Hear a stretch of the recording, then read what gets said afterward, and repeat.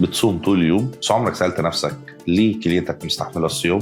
رمضان نعمة كبيرة من ربنا، بس من غير وعي مننا ممكن يضغط على الكلى ويأثر على الكلى.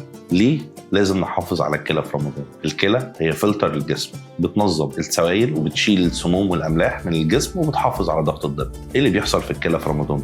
أثناء الصيام الجسم بيحصل فيه جفاف شديد جدا، وبيأثر على الجسم بشكل كبير جدا، وبيأثر على وظائف الكلى وبيأثر على كفاءة الكلى، لأن الدم ما بيكونش واصل لها كفاية.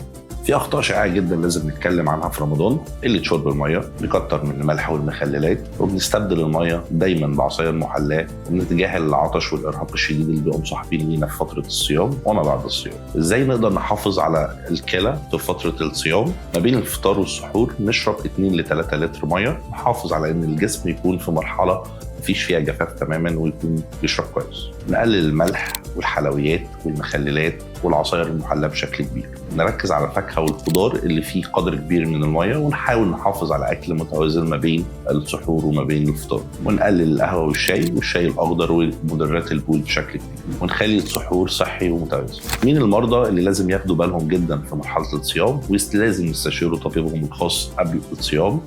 مريض القصور الكلوي، مريض الضغط، مريض السكر، المريض اللي عنده حصاوي بشكل متكرر او عنده حصاوي بشكل عام، المريض اللي عنده اي ريسك فاكتور اللي يكون عنده مشاكل زي القلب او الضغط او السكر او الكلى، او عنده مشاكل في الكبد او عنده اي مشاكل في الجلطات، لازم يستشير الطبيب الخاص بيه قبل الصيام. اي شخص يحس باجهاد شديد از نيو ايفنت عليه لازم يروح يزور طبيبه الخاص ويستشيره قبل الصيام.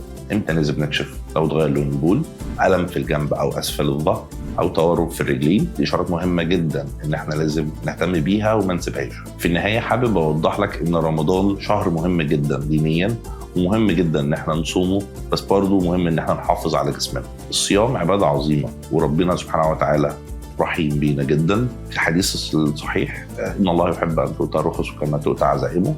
لو اي حد عنده مشكله وطبيبه الخاص نصحه بانه هو ما يصومش، لازم يلتزم بده عشان يحافظ على جسمه ويحافظ على كليته ويحافظ على بقيه اعضائه. في النهايه حابب اوضح لكم ان احنا لازم نحافظ على كليتنا بشكل كبير بالارشادات العامه وبزياره طبيبك الخاص.